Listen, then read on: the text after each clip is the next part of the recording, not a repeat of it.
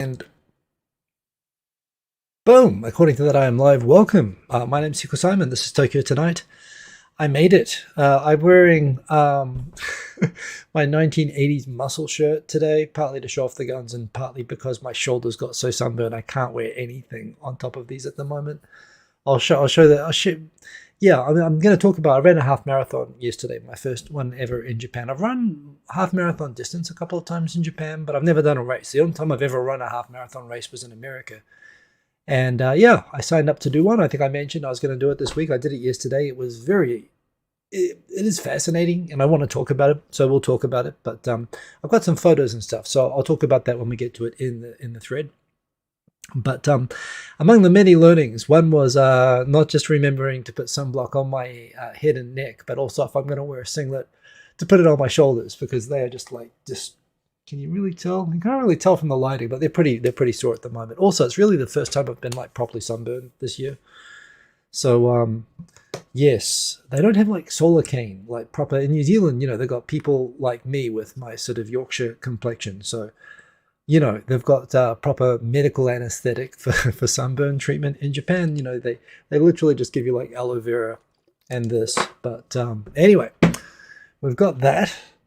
Yeah, been a busy day today. It's been some beautiful weather. I think we're just skipping Tsuyu this year. Tsuyu should not only have already started, it should have already just about finished. I think we're just going to go straight into summer. We've had a couple of days now above 30 degrees and humid. And real summer is like in the high 30s. We're just in the low 30s. But, you know, when you're not used to it, it is a big adjustment. So I don't know. I think maybe we're not getting to. We've had a delightful May. It was just wonderful. We don't get weather like that in May because it's normally raining the whole time. But we've had really, really great weather here. Yeah, it looks like we're walking straight into summer. So I've got to get into that mode. For people who saw the post I did last week, I was thinking about, I was looking at, this is just a random thing, but I just sort of, you know, I like, with a lot of my thumbnails, I just like to do a different color each week and just put the same template, different background. But I realize it does make the video page look a bit of a mess, and I thought I should make it all look a bit consistent and give it a theme. I think that looks better on other channels. So I sort of changed the thumbnails on Tokyo Tonight, among other things, and I made it a big bold logo and less of a cluttered background, thinking, oh, that looks better, and that's more bold. And I put up a post saying, what do you like? Do you like the new bold logo? Do you like the one I had, which I've got on tonight for this? Or do you like the older logos? And the new logo, which I put up, it was the least popular.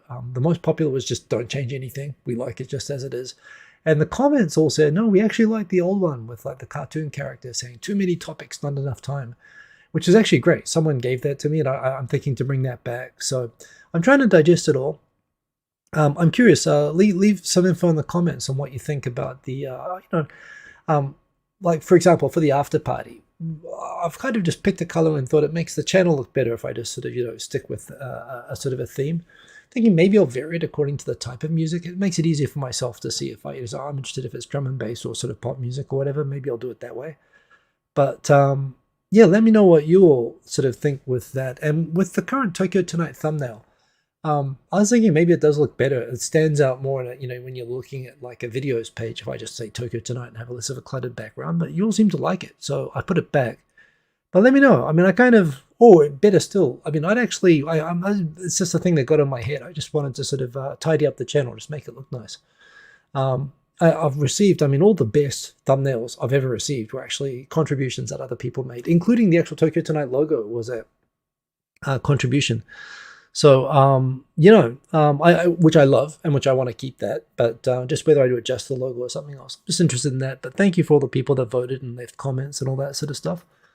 The yen at the moment is continuing. The government spent like, I don't know, some ridiculous amount of money buying Japanese currency to sort of increase its value, which, you know, took it from 160 to 155, but now it's already back up to 158 practically. It's almost back to where it was. So the yen is continuing to be cheap, which makes it continue to be good to come here. Come soon, because it's going to be really unpleasant, probably from a couple of weeks from now, pretty much through September or October. Summer is like the time when I tell people consistently do not come to Japan, but yeah, it's still good for all of that. Wow, got so many people in the comments today. I'm actually realizing as well, I've watched a lot of really good YouTube videos lately, including ones about Japan, which I haven't done tweets of, so it's not, don't have something to recommend that. But One I actually tweeted about today in a reply. It was actually recommended to me by someone on who, frankly, downpresser. He gives me a really hard time all the time on on Twitter. He kind of calls out whenever I make mistakes, which is frequently, and fair play to him. But where is it? He shared with me a video about this woman who he was talking about. Who in fact, this does go into something I was tweeting about how a lawyers group in Japan recommended both that Japan make it easier for a site. One saying that Japan was not meeting its obligations. When I said Japan is not meeting its international obligations to, give fair process to refugees, he said, no, it's not. How? Prove it. So I gave him a report from a lawyer from an advocacy group. All the lawyers groups in Japan do a lot of work for refugees. And one of these groups, and this is literally the Bar Association of Japan, said, one, Japan is clearly not meeting its obligations under the convention, where Japan signed up to a UN convention saying that it would have a proper process to recognize and accept refugees, which it's clearly not living up to. But also within this sort of paper, which I found, which I shared with them and said, hey, look at this. It also said that Japan should also, although Japan is not a signatory to the UN Convention on recognizing stateless people, which is now a pretty rare thing, but there are people like the Rohingyas, for example, from Myanmar. When they left the country, Myanmar sort of deleted all of their records and said, you're not citizens here anymore, which makes them stateless. It means that they can't get passports from anywhere. And there is a situation where a lot of countries recognize that for people who are stateless, who are like disowned by their countries and whatever, which sometimes happens during genocides and whatnot, which is indeed kind of what happened to Jews from the Middle East when they were kicked out of when Jews were expelled from all Arab countries after Israel was founded.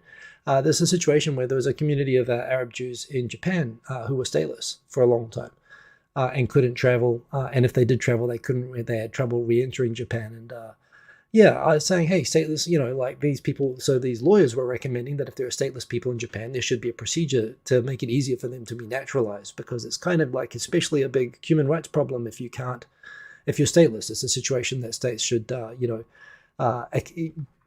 accelerate to help, which Japan isn't signed up to. It doesn't recognize that as an obligation. Doesn't have to do it. These are just lawyers saying, wouldn't it be nice? And he was sort of saying, no, they shouldn't do that. Japan can do whatever it wants. And he says, you should see the video of this person. This person was an Iraqi, Egyptian, Jewish person who was left stateless after Israel was founded, and her parents moved to Japan and lived in Kobe. And she had trouble. She went 20 years stateless, without citizenship. And he said, you should watch her video. And I did. There's a great thing where she talked about the history of Jewish people in Japan, mainly in Kobe, up until like the 1970s, and how a lot of them were Middle Eastern Jews, and they were stateless. And she said how it sucked. And I'm like, yeah, I watched the whole video. It was awesome. Thank you for it. It's really fascinating, just an aspect.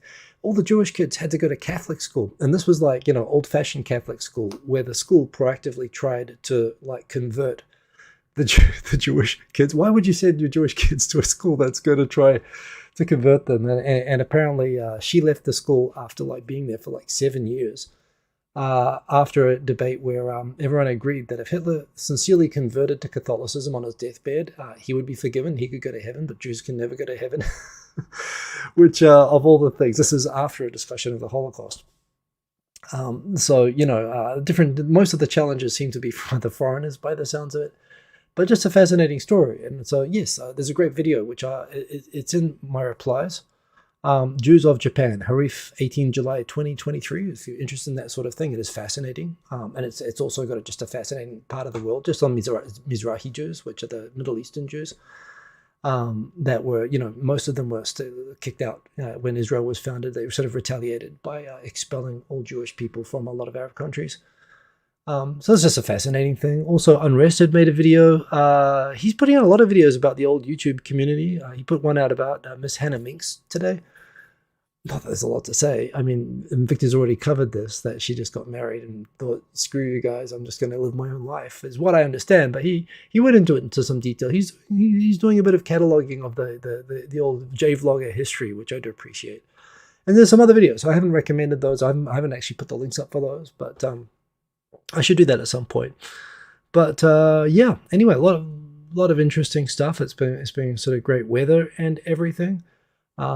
probably going to head out to the rugby next weekend. Japan is playing England. Both will be putting out probably young teams to test out, but it should be nice weather and, nice to see a game, so I'm probably going to do that.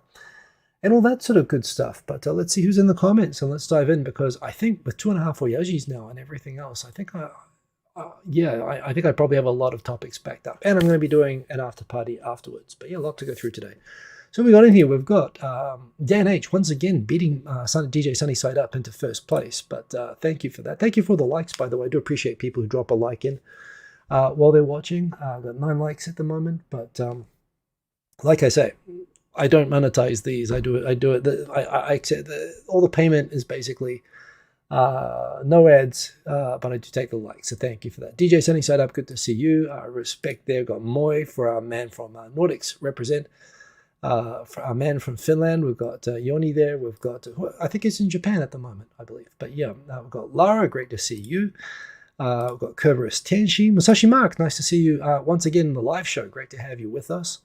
Kerberos Tenshi, end of Akiba, sounding a bit dramatic. Well, it's a show title. It has to be dramatic.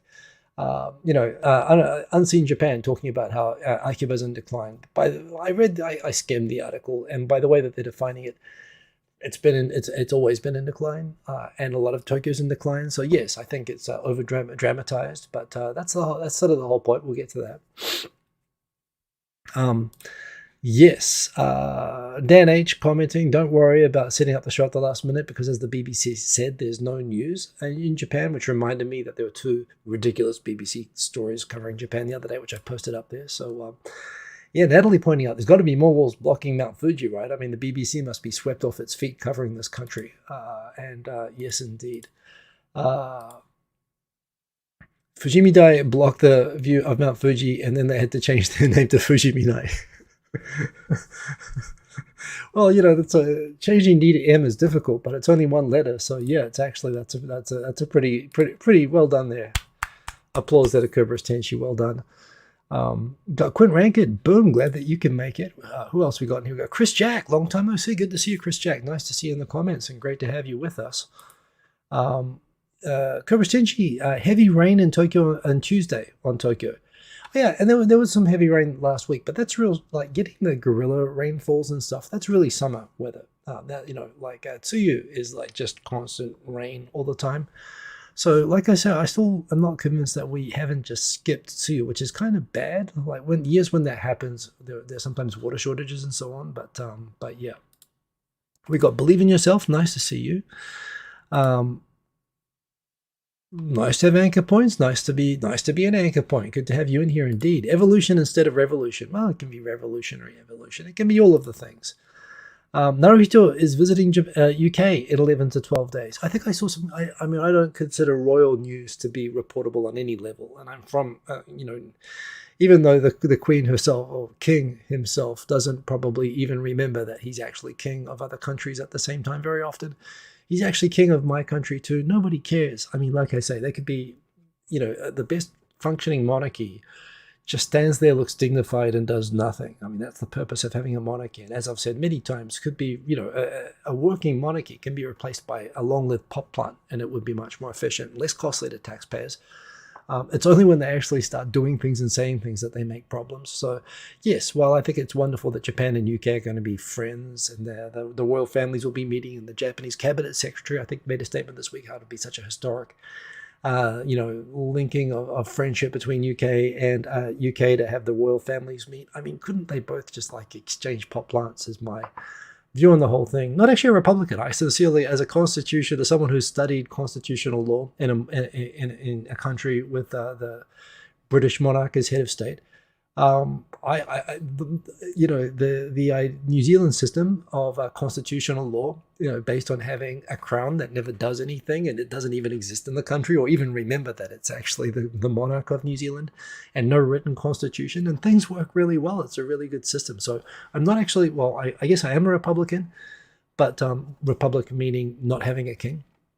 But if we were to get rid of it, I think actually a pot plant would be a really great substitution, a great substitute for having a president. It would work better than having humans.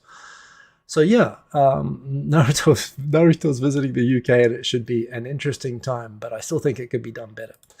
There's Hokkaido to go to in the summer, but Hokkaido is hot as well. You look at the temperatures up there, they get crazy. It's not nice in Hokkaido during summer. Japan just sucks, like uniformly. It's all getting warmed up by the continent over there. We've got Andrea Moboy, good to have you in there. Andrea Teacher, like the new handle. Yes, and I also appreciate it because it's so late on a Sunday night, and I know you've got tennis or school and all that sort of stuff, but I do appreciate you joining always, and I will try. Well, I know, yeah, I'll do my best to keep you awake, but like I say, some people treat this as sleeping ASMR, and I guess any way that I can be helpful. Suicide acceptable in Catholicism? No, only murder.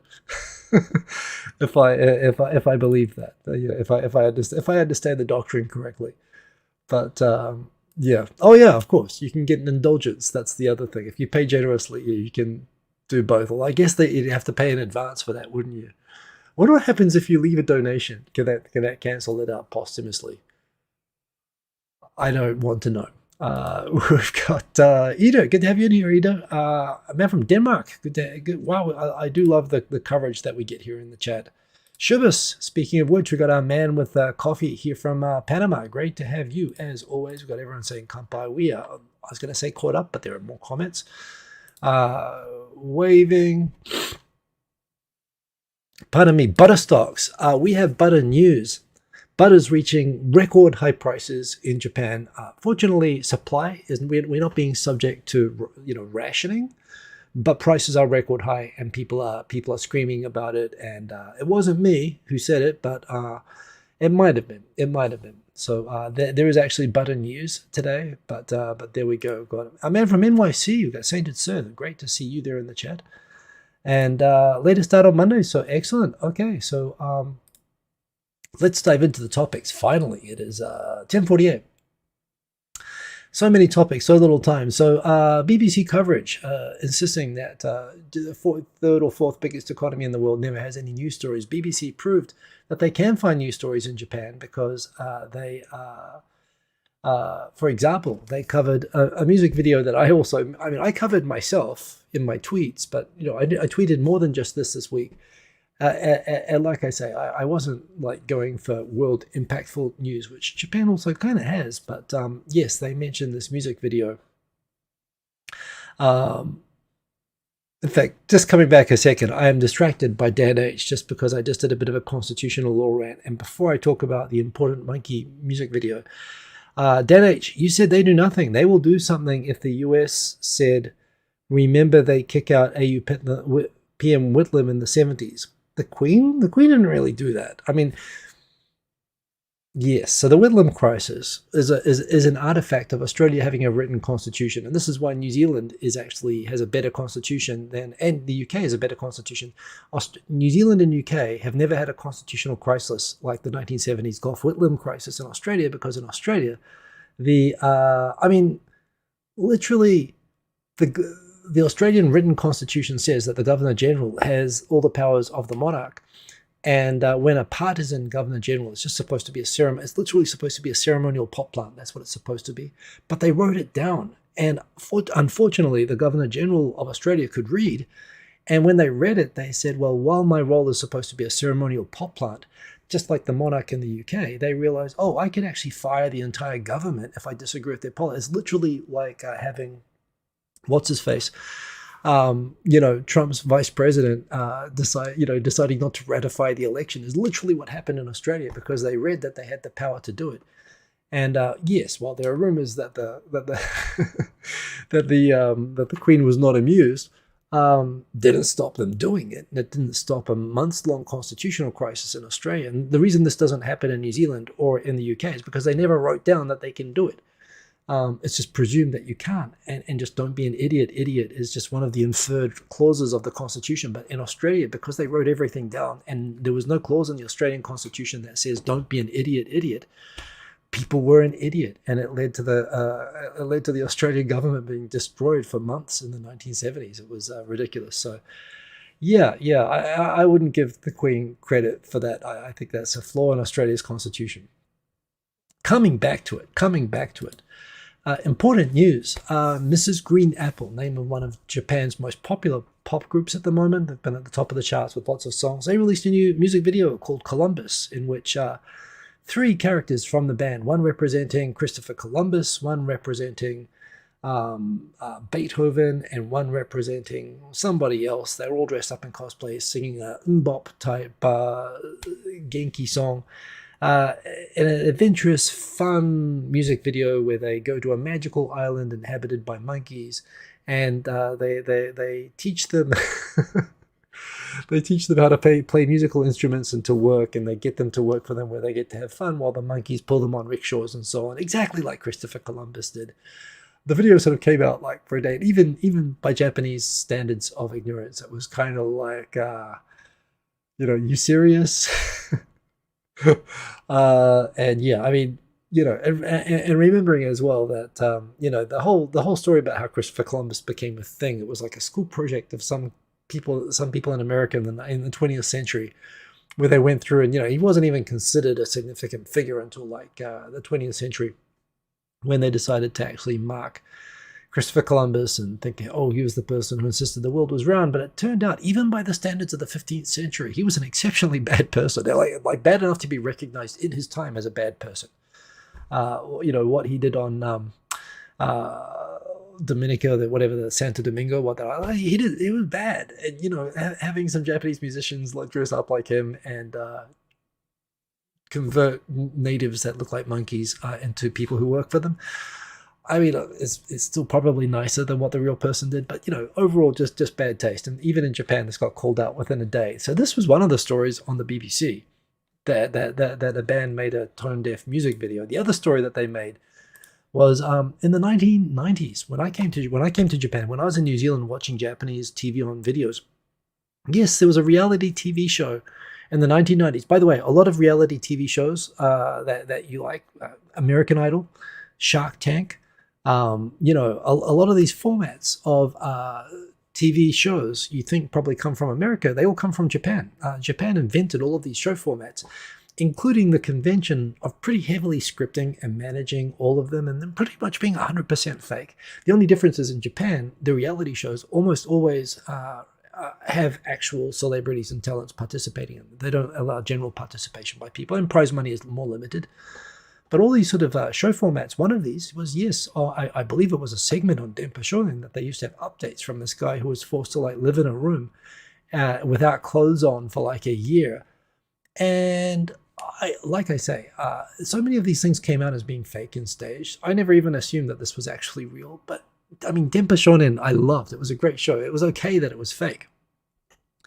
Denpa Shonen was actually one of my introductions, one of the things that made me love Japanese television when I first found out about it. It's a show where they do these sort of dare challenges, these ridiculous dare challenges, including one where they sort of decided that they wanted to meet LaToya Jackson, the younger sister of Michael Jackson, who wrote a tell-all book sort of outing him a little bit. It was kind of controversial in the 90s, and they decided they wanted to meet her. And they did this whole, got PIs, they went across America, they found a picture of her from a photo shoot, they went to the building. They eventually traced her down to being in a restaurant at a specific time in Las Vegas, so they hid in the parking lot. And when she came out of the restaurant, they were hiding in between cars, like trying to catch her when she was walking between the restaurant entrance and her nearby parked car. And they parked a van by the road. And the whole thing was when she walked by, instead of running up and saying, "Hello, LaToya Jackson, it's really great to meet you," they had one of those massive Japanese paper, things that make a big noise when you hit them in the head. They ran up and they donked LaToya Jackson in the head. And they just ran for a moving van.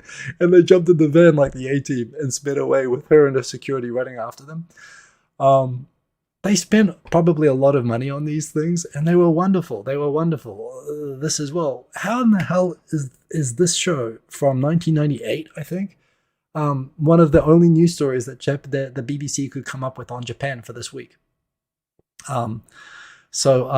Yeah, I mean, it sounds like Stalker's Dan H. It was bad taste. It was so cool. It was I watched it. I thought that was real, and I was losing my mind. It wasn't until it was actually the problem was with the Japanese reality TV from the late 90s and the 2000s, which America ended up completely copying. Was it was too good. It's like, no, reality this good, this consistently, every week cannot exist. the universe. Either this is a parallel universe where everything works all the time, or no. And the show just got outed and so on, but no one cared because it was entertaining. But again, why in the hell? Like, yeah. So I don't know. And those correspondents have lived here for a long time. So yeah, that's other stuff that's going on. I am quickly looking through Kerberos Tenshi. Yeah, I heard. Maybe Edith can talk about this. Indeed, there were spicy noodles. They had too much spicy stuff. What's the word? They had a dosage that could actually cause poisoning to people. Wasn't salt, or it was like 20 billion Scovilles or something ridiculous. It had like a capsicum. It basically had pepper spray like in it to an amount that if you ate it, you could actually end up in hospital for these Korean super spicy noodles, which I guess they're not going to be accused of false advertising, just trying to sell poison and people making them willingly eat it. But there we go. No cases were actually reported, but the levels of the spicy stuff was ridiculous. So well caught, Kerberos Tenshi. We've got our Korean Denmark news for the week covered, and it's already better than the BBC can do for Japan. So there you go. Capsicum, which capsicum, which sounds like capsicum, which is what we call piman, and Americans call green peppers, which I don't know. Who's more correct? I don't know. I think capsicum is like a Latin word or something. I'm probably going to be told I'm wrong about that. Let's move on. It's 10:57. I've done like one story. I've talked about the Meiji-gaen redevelopment of the whole Olympic Village and so on, and how it's weird how that's been going ahead in spite of like the fact it turns out that not only are they going to cut down tons of trees, which Rochelle Kopp doesn't like, but also it's going to inadvertently probably cause the deaths of the famous ginkgo trees along the Meiji-gaen Dori, which is kind of a landmark in Tokyo, and it was intended to be preserved, but they just didn't think it through. There's a lot of aspects of it which just look like there was no planning properly done for this project, and it's been held up. The government seems to be trying to wait the protesters out. It turns out that 14 Tokyo government employees parachuted into jobs into Mitsui Corporation, which is the company doing the redevelopment of the Athletes Village for which is being sold as private apartments by Mitsui. So they're going to make a lot of money off that for the apartments that were built on Tokyo taxpayer money for the Olympics. And also the redevelopment of the Meiji-gaen, which the Tokyo government signed off on to allow Mitsui to do it. It turns out the people who all signed off on allowing these projects to go ahead, for allowing Mitsui to make tons of money, have all parachuted into cushy jobs, high-paying jobs in Mitsui. On top of all the other problems with this, this process called these parachuting jobs, where they're called descent from heaven jobs, was a major feature of how the Japanese government worked in the 90s, which was attributed directly to sort of corruption and bad things happening, and is explicitly illegal as a result of that. Japan passed laws banning this practice. And yet this is from the Communist Party. I'm now seeing, actually, I didn't actually recognize the site. I didn't look it up, but now I see that the URL JCP, Japanese Communist Party, OR.jp, is the one, the Akahata, the red flag. Ain't no party like a communist party, and communist parties don't stop. They've found evidence of corruption in the Tokyo government, and again, the communists here have the luxury of knowing that they're never going to be burdened with being held responsible for abusing power, because no one's ever going to give it to them. So they actually like to they like to report on this sort of thing. And there's always about 10% of communists everywhere watching things, willing to tell these stories. So I think it's a credible story, but we'll find out. This just came out today, actually. So that was fascinating. The anti-intimacy from the beds from the Tokyo Olympics are back for the French Olympics. And I heard this about the cardboard beds being for anti-intimacy, but I think they had like 5 people jumping on top of a bed, and they held up. They were actually made better than people thought cardboard beds could. I mean, again, old-fashioned. They probably origamied them or something. I don't think they were intended to be anti-intimacy. I mean, in France, I can't believe that they would do that. So, yeah. Black Tengu, welcome. Good to have you here from sunny Greece, indeed.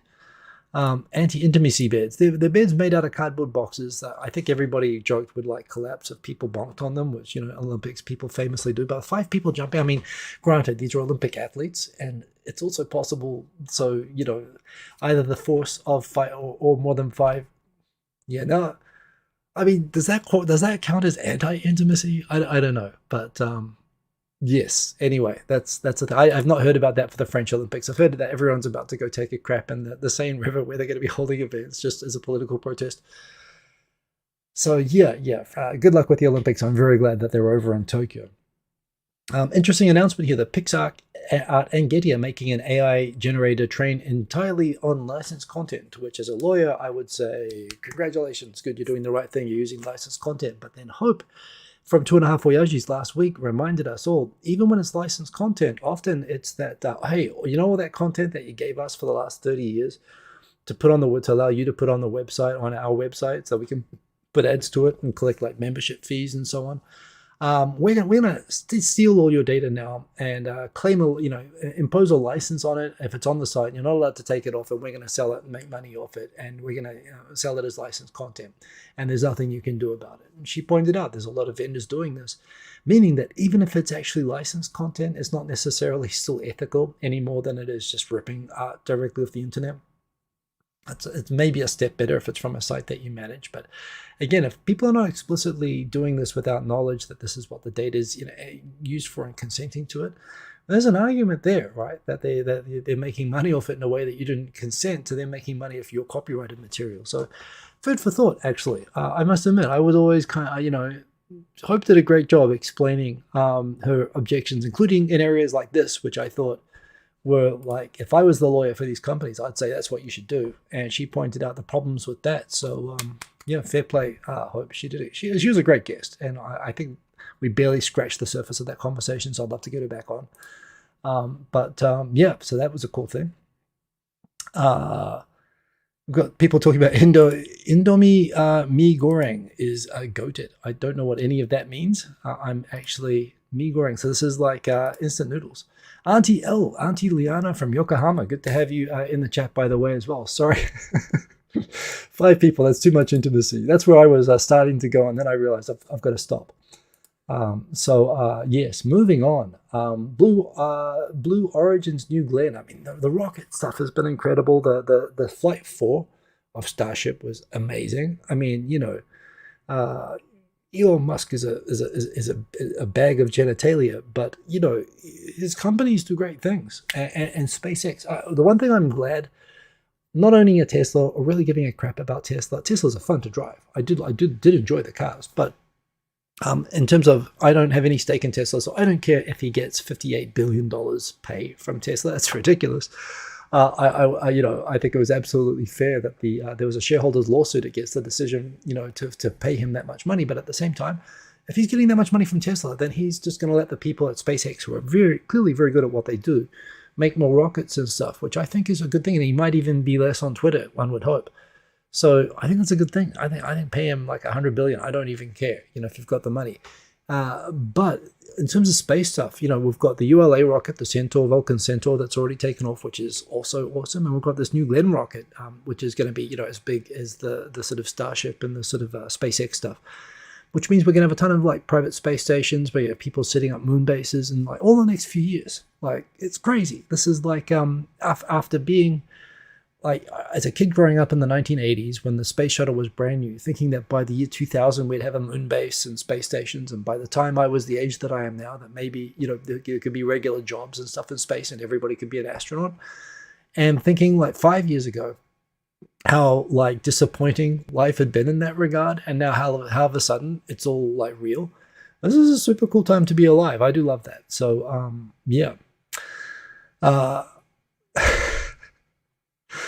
moving on. An article again from the Mainichi about how people complaining that, hey, these Gen Zs they're not even showing up to interviews anymore.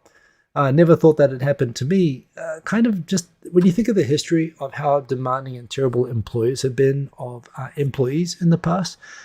And it's kind of funny, Japan just hasn't come to terms with the fact that the young people have the power right now. The people being hired have the power over the people hiring, and they're not used to that. They still want to underpay them. They still resent having to pay competitive wages or anything like that. And they're getting a bit of a lesson, by people who probably find other opportunities or don't give a shit and don't show up, or just apply for 100 jobs and pick one of them and don't tell the other ones that they cancel. It is bad form. I would say to anyone, by the way, as someone who myself interviews, particularly if you're in a particular type of an industry where you want to get a job. If you get a job at a competitor, you still should do right by the other companies that you're interviewing with, because people move around, and doing stuff like that, including the other thing about the old mic drop. I've seen people leave a job and decide that they're going to be dicks to everybody on the day that they leave, and tell the manager they always thought they were an asshole. A couple of years later, you might want to come back and get a job again at the same place, or you might go to, or that person, your manager might end up being your manager at the next place. So you don't know what's going to happen. So in real life, life is not like a Hollywood movie where people act like that. Don't be like that. There are consequences down the road, but if this like a job, if it's a bottom end job, you still shouldn't treat people crappily like that in either direction. But at the same time, it's interesting how employers are completely stumped how to deal with it the other way around. So I feel like there's a bit of balancing out there. Interesting story here that after all the years of complaining about the number of US personnel, including Marines, and some particular problems with Marines, including some nasty murder and rape cases over the years in Okinawa, America is actually reducing the presence of Marines in Okinawa. I believe most of them are in the Futenma base. From 19,000 to, they're moving 5,000, so I guess reducing it to 14,000, moving 5,000 of them to Guam. I've told the story multiple times before about how former Prime Minister Hatoyama brought down, basically set the Democratic Party of Japan into a path of complete ruination when he decided to promise that he would convince Hillary Clinton, who was the Secretary of, not Defense, I think she was the Secretary of State, but he said he'd convince her to move all the American Marines off to Guam. And he went into a meeting with Hillary Clinton, and he came out shaking and pale and said, everybody, the plan's cancelled. And a few weeks later, he quit. So don't mess with Hillary is the lesson from that. But he got about 20% of his wish, it seems. With America redeploying those Marines. I've always said that the peace in Taiwan, the peace in Korea, and the stability and economic prosperity of Japan is directly creditable to those American troops in Okinawa. They're in a place which has basically kept the whole region peaceful and has allowed Taiwan and Korea and Japan to be prosperous for the whole 70 years. And it kind of sucks for Okinawa. And some of the stuff that they've had to endure there is absolutely not acceptable. But at the same time, the idea that Japan doesn't need any American troops or that the world would be better off is absolutely not true. They are literally holding back, and you can see with the Chinese incursions into the South China Sea and North Korea ballooning over 400 bags of shit into South Korea like every day lately. They are what's keeping everything peaceful. And as someone from a military family, I do appreciate and recognize that sometimes, a win is nothing happening. Which is very much, it's a thankless job when success is measured by nothing ever happening. And by that mark, they've been extraordinarily successful, and I don't think taking them all out is a solution. But at the same time, they have to respect their hosts, and it's good that America's trying to find a solution to better accommodate that. But interesting that they're redeploying some. Too late to save the shaking pale Prime Minister Hatoyama from Hillary Clinton, but partially achieved. So good on them for that. Shibas was stationed in Okinawa in the 1970s. He hated the typhoons. Wow, I didn't know that. That's really cool. I mean, it's kind of cool. So in the early 1970s, of course, I think until 1975, of course, Okinawa wasn't Japan. It was America, but it reverted to Japanese control. The last part of Japan to be handed back to Japanese control. And there was some thinking about whether to make it independent at that time as well. So, yeah, an interesting bit of history. That was a really interesting time to be there. And after the reversion, of course, it was still completely different to the rest of Japan. So, fascinating time to have been there. And, indeed, thank you for your service. So, you're in Panama, but are you Panamanian or American? Or, I don't have to answer personal stuff in the comments, but it makes me a little bit curious. Anyway, it's super cool. I've heard as well, like America does allow non-citizens to serve as well, right? Which is also a cool thing about America. But anyway... pardon me, back into it. I had a cold like 3 weeks ago, and the cold cleared up in like 3 days, but I've had this sort of frog in my throat ever since. Anyway, continuing on. the digital agency is getting rid of laws that require submission of data in floppy disks. This is the thing about Japan. Japan has a legal system where everything is specified out in complete explicit detail with nothing left to the imagination. It's actually great. Every law works like a stereo manual. There's really nothing for judges to do in Japan other than read the manual. It makes being a lawyer very simple.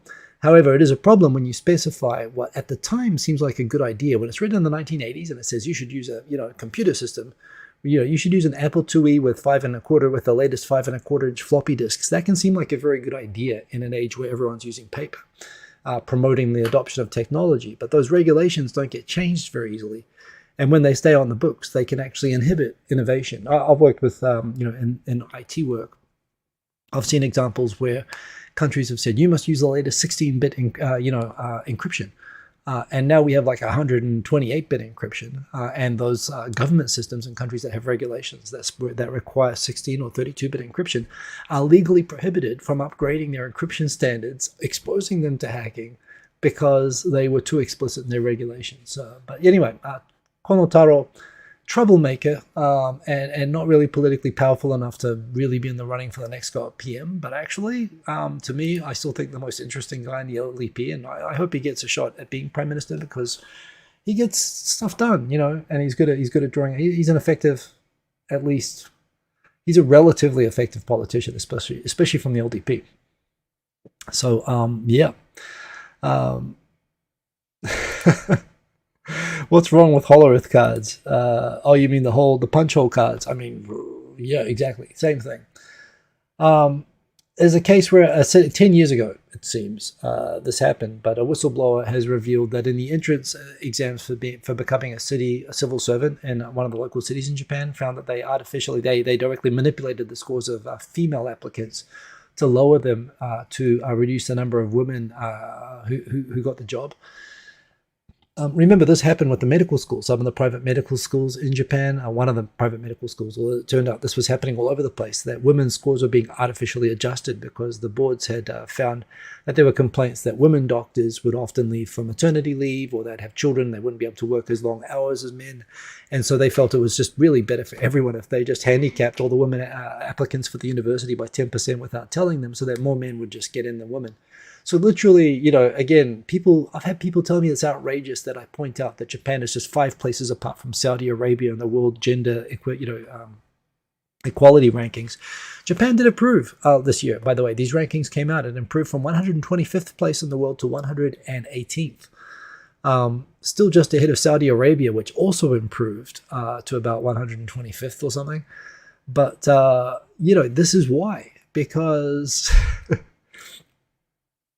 for all the lip service given to Japan wanting to have more females, female doctors and politicians and so on, it's a country where people still think it's okay to actually rig the exam scores to stop smarter, better qualified people getting jobs that without anybody, forget about like in New Zealand where there are like gender quotas and so on to elevate and promote women. Here they're literally doing the opposite. They're literally handicapping because they literally are worried about like women getting knocked up and not being getting in the way of men who would just run it all better even if they're more stupid and less qualified. Literally, like it's the Japanese version of the Barbie movie with the patriarchy stuff. It'd be.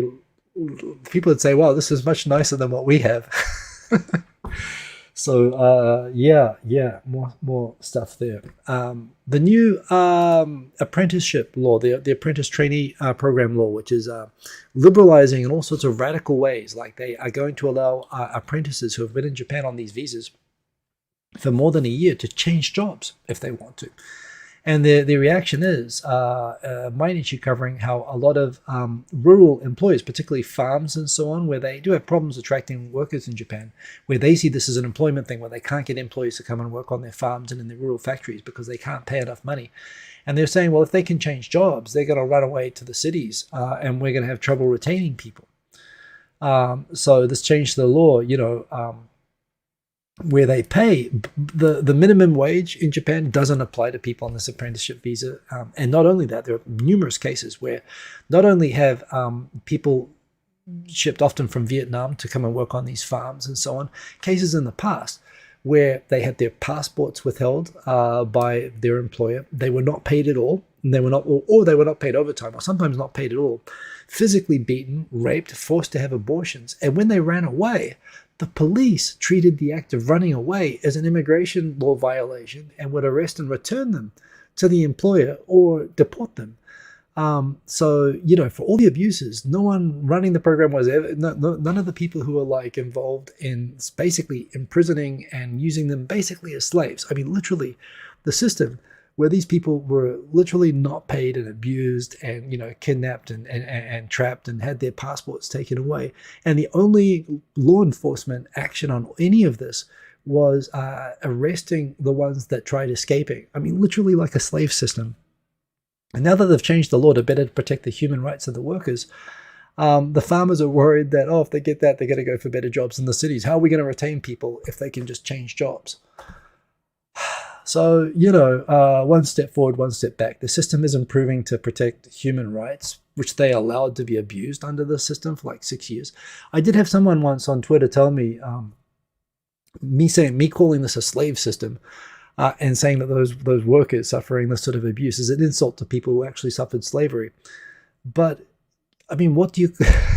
They're literally imprisoned, beaten, not paid, and the police cooperate with them to hunt them down and arrest them and return them, or throw them in jail if they try escaping. I mean, I think it's a pretty parallel... I don't think it's an insult. Or, you know, but it's not always like that, of course. I mean, the system is not intended to be like that, but those things happen and it's documented, and, you know, and when that does happen, that's it. And if you're concerned about somebody being able to leave the job and that someone might actually have human rights, I mean, you know, and you're concerned about that, that implies that your mindset is not that of a normal employer. So, they're worried about, no, they're not worried about, have they looked at the birth rates? No, they're worried about their factory workers from Vietnam and Southeast Asia getting pregnant, and literally saying that, you know, you're fired if you don't get an abortion and stuff like that, and making them pay for it and all that sort of stuff. Wow. You remember taking a tour of the first jumbo jets in Okinawa? They can hold 6 big buses. Wow, that's pretty cool. Anyway, I'm going to continue accelerating. We've got 10 minutes left. And most of these are stories that I just added in the last hour. So we haven't gone through this at all. Apparently, I started debating this on Twitter, and I started to realize this could be interpreted all sorts of ways. So apparently 50% of Japanese are uneasy about how seeking satisfaction in the shortest time. Now, what they're talking about here is people who they talk about time performance being a goal for everything. Cooking fast, watching movies fast. People, apparently is the thing, a lot of young people now like to watch movies at like double speed for the entire movie. I watch a lot of YouTube that way, a lot of podcasts and stuff. I can listen to it and process it all. You have to adjust a little bit to it. I'm not sure I'd watch a movie that way, but I'd watch plenty of YouTube that way. I always try to talk fast enough that I would be unintelligible to anyone watching this at double speed. But yeah, it's a thing. And some people are uneasy with this. I must admit, I sort of read that and gone to a debate, and some people saying, what kind of monster would watch a movie at 50% too fast? And I came back and I sort of realized over 50% in Japan are uneasy about seeking satisfaction in the shortest time. And then it suddenly occurred to me, haven't some people always been like that? Like before there was TV? I'm not going to go down that path, so I'm just going to continue on the stories. But I think it's reasonable to want to be able to prepare a meal quickly, or, you know, process information quickly, or to be efficient. I mean, Japan's not really priced for that, but who on earth would enjoy a film watched by double speed? I mean, that's a fair point, but there you go. You just set your brain at half speed. You know, well, that's a good compensation. That's right. You can watch the video at double speed, but then set your brain at half speed. Then you'd catch like a quarter of it. So yeah. Did they change the law on farm workers? Encourage automation? No, the way that Japanese agriculture works, which I've talked about with regards to butter before, not really. One part of automation is you have to have industrial scale for that. And Japanese farms, unlike in America, where basically, you know, large scale farms and the sort of buying out of small farms is kind of the trend in a lot of countries, in other countries in Japan. Japanese small farmers are highly protected, and you know, they don't really have the scale to do a lot of automation, although there is a lot of really cool stuff happening with like use of sensors and so on, but not the type of stuff where you could get, because all the farms work in such small units, They don't have the economics to justify getting large machines for a lot of sort of stuff, which you would do that in America. So they need people for it. People who they can get away with paying very, very small amounts of money. So yeah. P. Diddy would love the apprenticeship visa system. But yeah, he's going to jail, I guess, quite rightly so. Is Akiba downfalling? So yeah, I saw this thing from Unseen Japan, which kind of, I think, represents a post-2010 view of Japan, kind of frankly, in a great way. I think they do great work. But good article here. It's going through how Akihabara is changing. It's losing. Have we seen peak Akihabara? Talking about how in the 80s and 90s it was a computer town. How long has it been declining? And some people talking about how, at first there was the sort of attacks in 2008, which was a thing with the free walking areas and so on. But lately, marking goodbye maid cafes. Talking about how some of the big manga shops have closed down, and Ikebukuro has become more of a manga place. And now even like maids going around trying to pull people into maid cafes, and the big generic buildings coming up in front of the station. This marks the end of Akihabara, which is funny for me because I remember Akihabara before they had maid cafes, which was like until the early 2000s. I mean, when those things came into Akihabara, it was like, oh my god, this feels icky. I don't want to come here anymore. I felt like Akihabara is coming to an end when the maid cafes arrived. They're kind of arguing here a little bit like the maid cafes now disappearing is marking the end of Akihabara. And the development. I mean, again, when I first went to Akihabara, I used to build computers myself, and I'd go there to these places where you could buy all the computer parts and you could assemble the computer and so on. And it was a lot of fun. And there were no big stores. And then all of a sudden they started to get these sort of mega electronics shops, which are very convenient. And some people thought that was the end of Akihabara. Now you've got these office buildings and restaurants, and you can actually now take dates to Akihabara, which I find incomprehensible. But yeah, I don't know. Akihabara is like every other neighborhood in Tokyo. It's constantly going through change. And yes, some people will consider the things that drew them there maybe represent the peak of that place in their memory. For me, peak Akihabara was when you could go buy all the parts to a computer in a back alley for about, between a tenth and a fifth of the cost of what it would cost to buy in a regular shop and build a whole working PC for prices you could buy a PC for now, but in those days represented like an 80% saving if you built it yourself. And that's what I used to love about Akihabara. And they would have the dodgy illegal VCD, copy VCDs. They had the dodgy porn video shops and stuff in the back streets. It was all, it was a dodgy sort of parts bin, back office sort of neighborhood place when I first went there.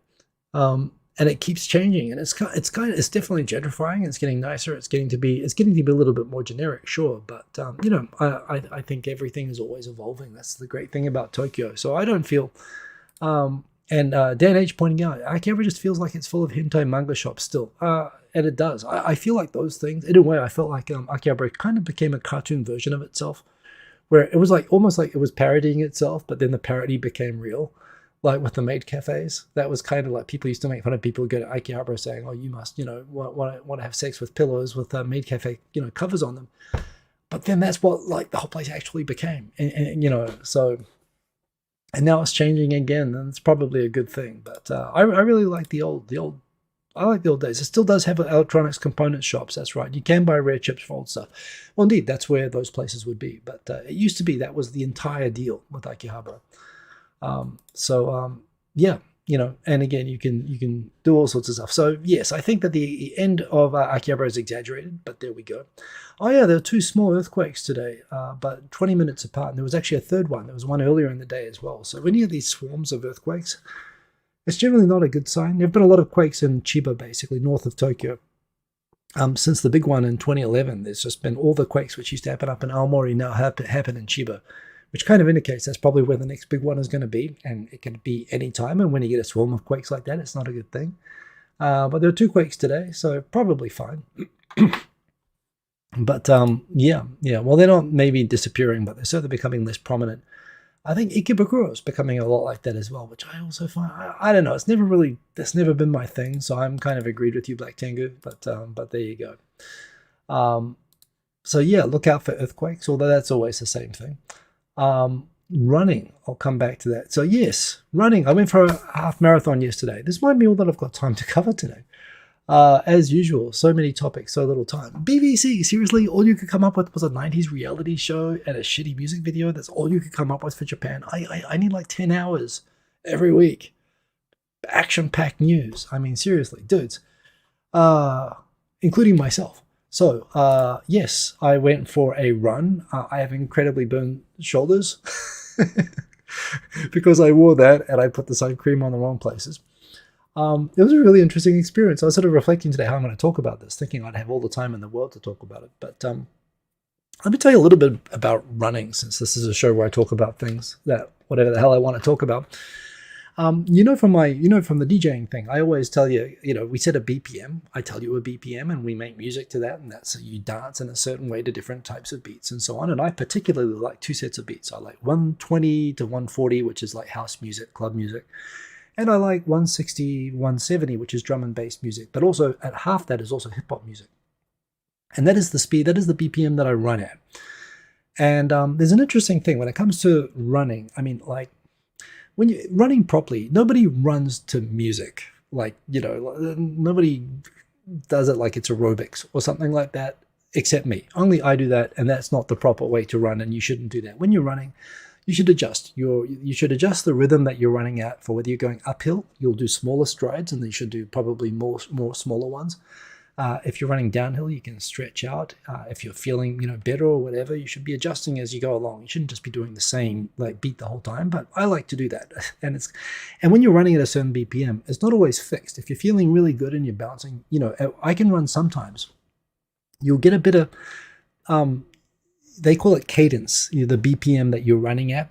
I normally run, I find actually, I'll run 6K or 7K faster at 165 to 167 BPM. I'll set it sometimes for 170, thinking, if I just run and I bounce really well when I'm running, and it's a faster BPM, I should get around the 6K faster. But sometimes I'm slower when I set it for higher BPM because I get tired more easily from stretching and and the rhythm is all wrong, and it's not like the right resonance for how my body's working. And I'll feel more tired and I'll run more slow, running at a higher BPM. Although at the same time, I might run a whole race really well at 165 and have a lot of energy at the end and thinking, okay, I'm ready to really go for it. And then I'll raise the BPM at the end and I'll fly. I'll set it for 172 and do a real sprint at the end. So, for this race, the first ever half marathon I've actually signed up for in Japan. It's the second one I've signed up for in my whole life. The memory of doing the one in Seattle. The one I did in Seattle was in March, and it was 3 degrees Celsius. It was like 39 degrees Fahrenheit, and it was raining. It was freezing. I was running basically just to stop myself getting hypothermia. And because my Apple Watch, which I've got on the charger at the moment, has all the detail about both the rhythm that I was running at, as well as my heart rate at the time, telling me how hard I was working through the whole thing. And I went back the day before the run to think, well, how did I do it on the half marathon? Because I ran that in 1 hour 32, which is running 1 kilometer every 4.5 minutes, which is a crazy pace. I don't run 6K at that pace. I ran 21 kilometers at that pace. So I thought to myself, I'll never be able to repeat that. I could run up to 10K maybe at that sort of pace, but normally I aim for about 5 minutes per kilometer, which, by the way, you can see from the photo is exactly what I got.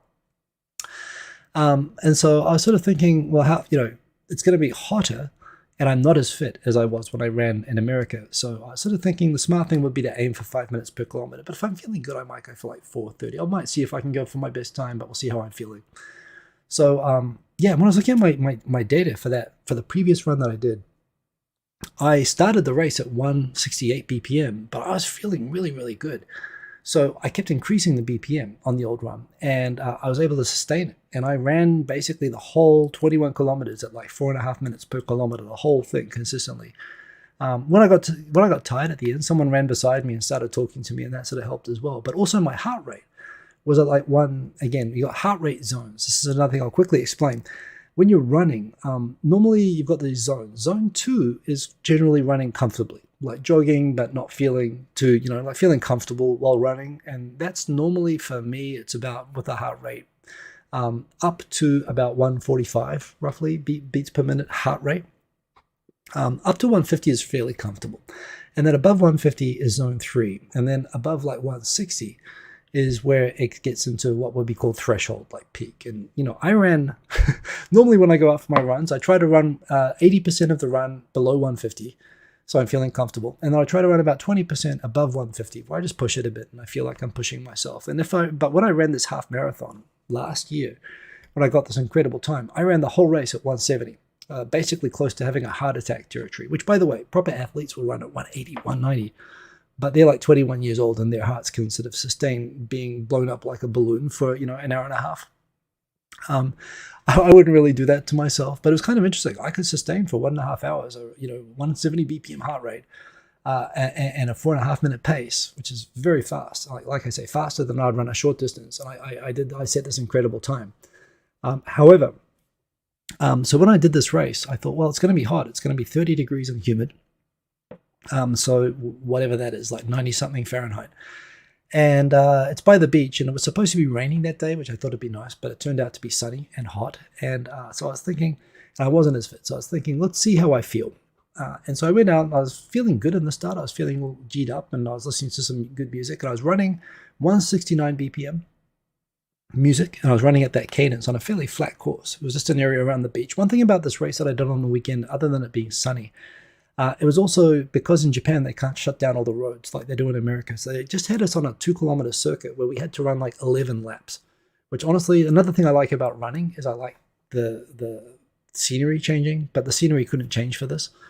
So that part made it tough as well, like counting the laps. And I didn't know if I had to finish after 10 laps or 11 laps and stuff like that. That was another part of it. I committed to taking drinks and water while running, because last year after doing the half marathon, I got a kidney stone, partly because I was so dehydrated, because I just refused to stop for drinks. So I took drinks. The first drink that I took while I was running, like that little paper cup, like on the Olympics, threw it in my mouth, went straight into my windpipe, and I started choking. But I realized after I still needed to do it. I still needed to cool myself off. It was incredibly hot. So I started taking the water every time and pouring it over myself and drinking. I got used to that.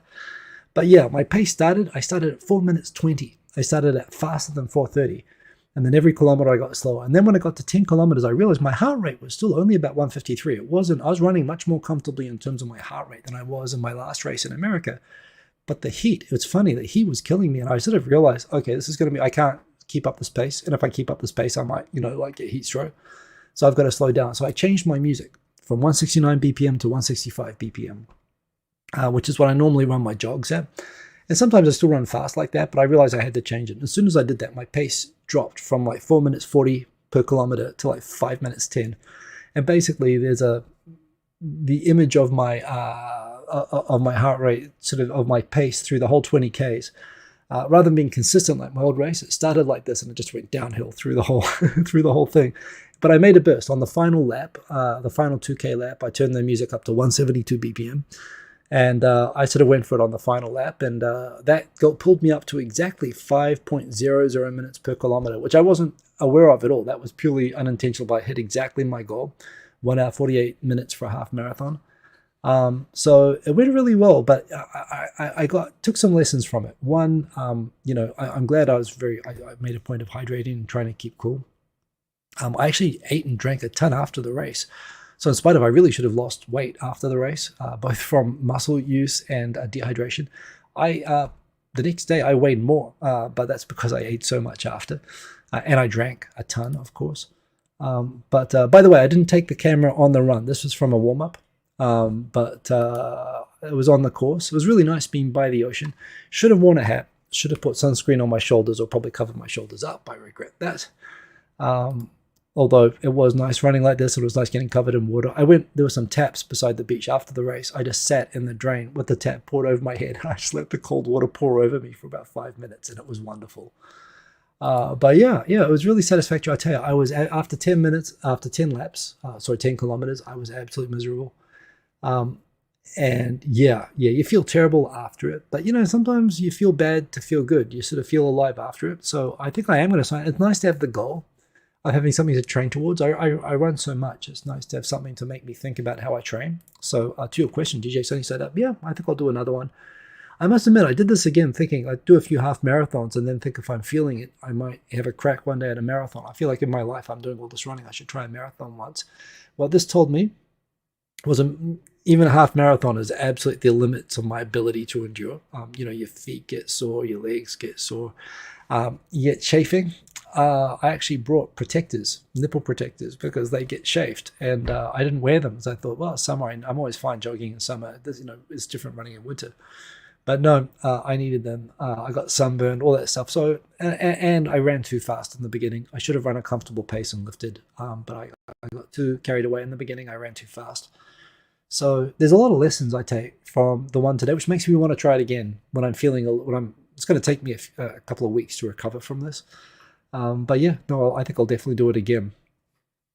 And see if I can improve and just run a bit more sensibly. But it was a good experience, and I'm really glad after all this time running in Japan, I've finally actually done a competitive run. Many more things to talk about in Japan this week, but we are up on time. So I am going to leave it there and set up, speaking of all the BPMs, and since I've just done a run, I guess I'm going to go for a running pace BPM mix at the after party. So do hang around if you're into that. If you enjoy the show, as always, I do appreciate it. Do remember to leave a like. I do like that. I do appreciate that. Thank you for keeping me company every week. It is true, but we also have to be careful about getting sunburn. Sunburn is not to be messed with on top of the head, but that is true.